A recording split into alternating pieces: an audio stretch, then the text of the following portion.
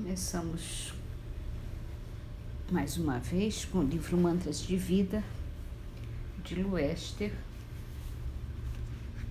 Quando a dor bate em minha porta e que uso todos os recursos para expulsá-la e não consigo, recebo-a com serenidade. Ela me será muito útil.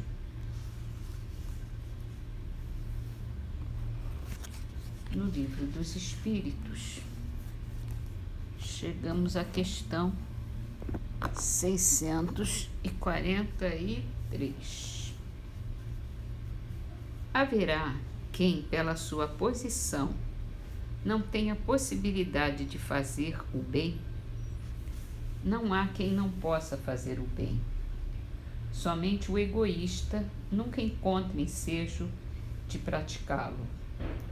Basta que se esteja em relações com outros homens para que se tenha ocasião de fazer o bem, e não há dia de existência que não ofereça a quem não se ache cego pelo egoísmo oportunidade de praticá-lo. Porque fazer o bem não consiste para o homem apenas em ser caridoso, mas em ser útil, na medida do possível, todas as vezes que o seu concurso venha a ser necessário.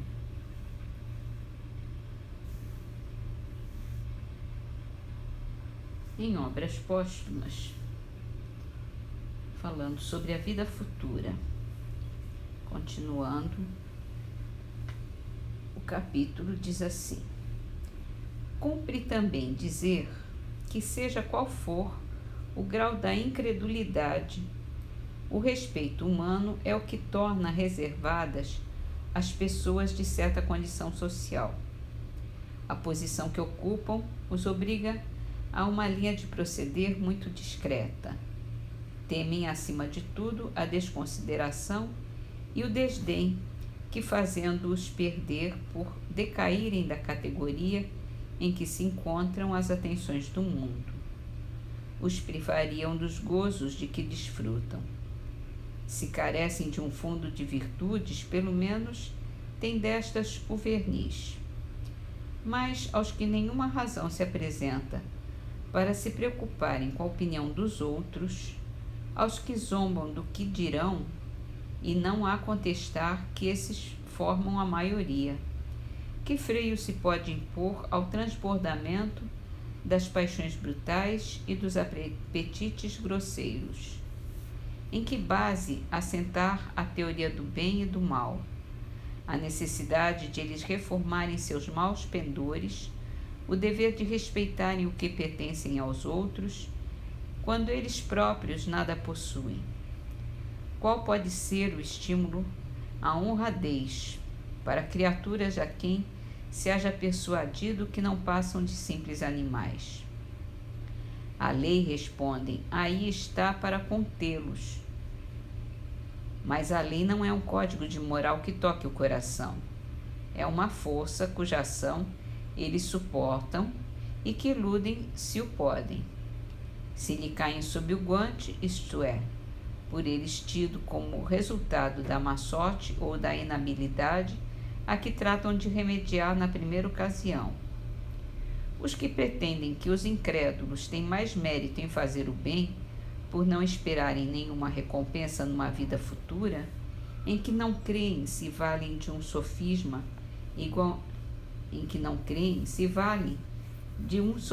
igualmente mal fundado. Também os crentes dizem que é pouco meritório o bem praticado com vistas em vantagens que possam colher. Vão mesmo mais longe, porque se acham persuadidos de que o mérito pode ser completamente anulado, tal o móvel que determine a ação. A perspectiva da vida futura não exclui o desinteresse nas boas obras, porque a ventura que elas proporcionam está, antes de tudo, subordinada ao grau de adiantamento moral do indivíduo. Ora, os orgulhosos e os ambiciosos se contam entre os menos aquinhoados, mas os incrédulos, que praticam o bem, são tão desinteressados como pretendem? Será que nada esperando do outro mundo também deste nada esperem? O amor próprio não tem no caso a sua parte? Serão eles insensíveis aos aplausos dos homens? Se tal acontecesse, estariam num grau de perfeição rara, e não cremos haja muitos que a tanto sejam induzidos unicamente pelo culto da matéria. Objeção mais séria é esta: se a crença na vida futura é um elemento moralizador, como é que aqueles a quem se prega isso desde que vem ao mundo são igualmente tão maus?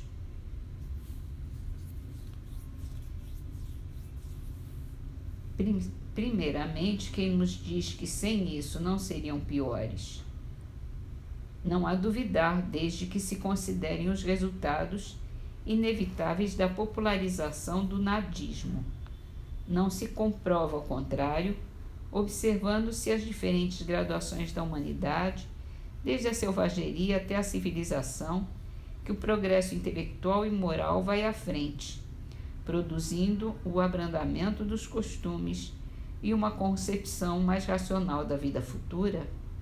Essa concepção, no entanto, por muito imperfeita, ainda não pode exercer a influência que necessariamente terá à medida que for mais bem compreendida e que se adquiram noções mais exatas sobre o futuro que nos está reservado. E assim vai. A gente continua na próxima. Em Antologia dos Imortais, a poesia é de Antero de Quental, chama-se A Lâmpada e a Chama. A alma clamou cansada ao corpo um dia: por que me prendes, barro vil e escuro? Quem te sustenta por lodoso muro, acalentando a noite que me espia? Quem te mandou, algema da agonia, escravizar meu sonho vivo e puro? Quem te criou, cadeia de monturo, excitando-me a dor e a rebeldia? E o corpo respondeu calmo e sublime: eu sou na terra a cruz que te redime, não me interpretes por sinistra grade. Deus modelou-me lâmpada de lodo, na qual és chama do divino todo, para fulgir além na eternidade.